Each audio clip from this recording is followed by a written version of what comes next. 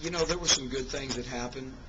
You know, there were some things that obviously glaring that we need to improve on. Again, stopping the run, you know, getting knocked off the ball some. You know, offensively, I thought that, you know, there were times when we were very physical up front, and there were other times when we weren't. We just got a long way to go, you know, defensively, you know, in so many areas. Not that we don't offensively, but, you know, we've got to, again, as I said earlier, you know, we've got to address the running game and the stoppage of the run, which is, you know, high priority for us right now. And, you know, we let some runs get out Saturday that we need to, you know, corral back in. But, you know, overall, you know, again, the effort was really good, and they're really trying to learn and improve, and I think that's huge.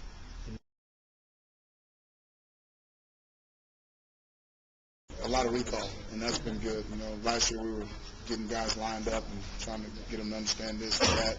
Now they're understanding the intricacies of the offense, why we're calling what we're calling. They're able to tell you what the offensive line has, what the running back has, and before it's probably just the quarterbacks would have been able to do that. So, and there's power in knowledge. So when they understand what the big picture of the play is, it's easier for them to execute. And it also gives us feedback. I mean, we got guys coming off the field and saying, hey, Coach, the safety's rolling down right here. We need to run this. Look, the linebacker was wide this time, Coach. We need to run that. So that's been really good to see. I hope so. You know, for me, I've never have been a guy that likes to rotate a bunch of guys because I like the rhythm of that quarterback and that receiver. Guys, you look a lot of times, forget what the read said, dude just was getting that ball to Darvin because he knew Darvin was going to make a play. And I've been around a long time with receivers and quarterbacks, and when they get a rapport, it just happens. It just clicks.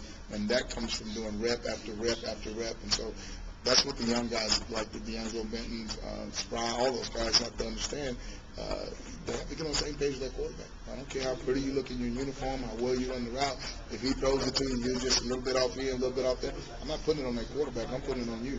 You got to go make a play. And if you do that in practice, obviously it'll carry into the game. So, you know, that's been good.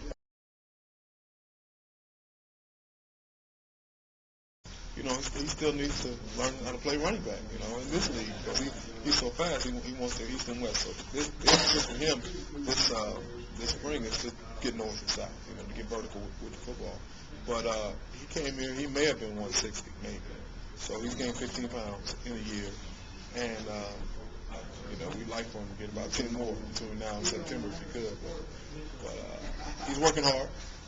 And so for him, it's his health. If he's healthy, he can help us. If he's not, he's a detriment, you know, to us offensively. So I think it all goes hand in hand. He gains some weight, gets stronger. I think he's more apt to be healthy. It's funny, like, you know, a lot of people they remember the South Florida game, you know, and they don't understand. You know, that was my freshman year.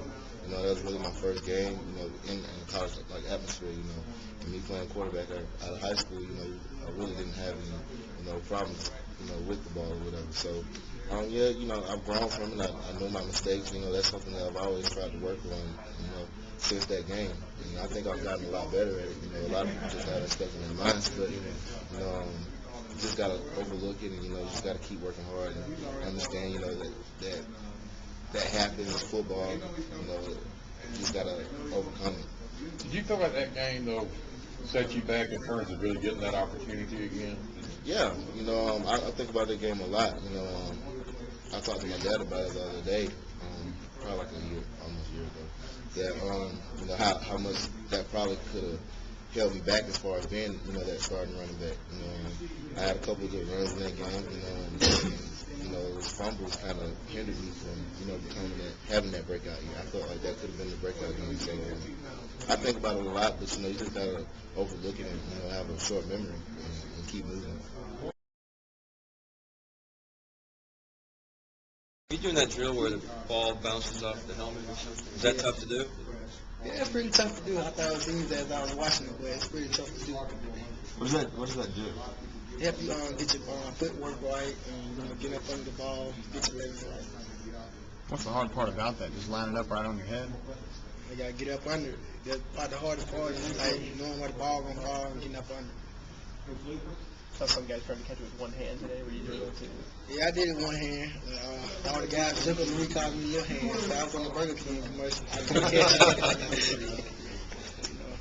That was pretty tough too.